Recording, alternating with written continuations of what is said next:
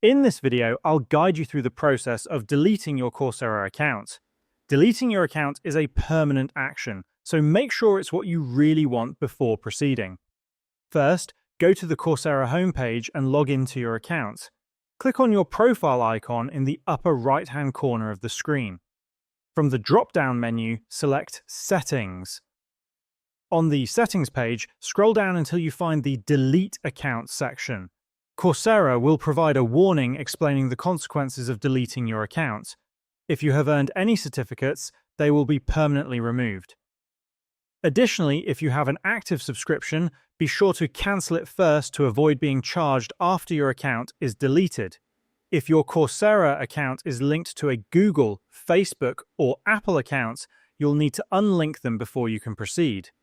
Scroll back up to the Linked Accounts section and click on Unlink next to each connected account. Once you've done that, return to the Delete Account section. Before you can finalize the deletion, you'll need to check 3 confirmation boxes. These boxes indicate that you understand the consequences of deleting your account. After that, scroll down and enter your account password in the provided field. This step ensures that no one else can delete your account without your consent. Once you've entered your password, click on the Delete Account button. A confirmation message will appear, letting you know that your account has been successfully deleted.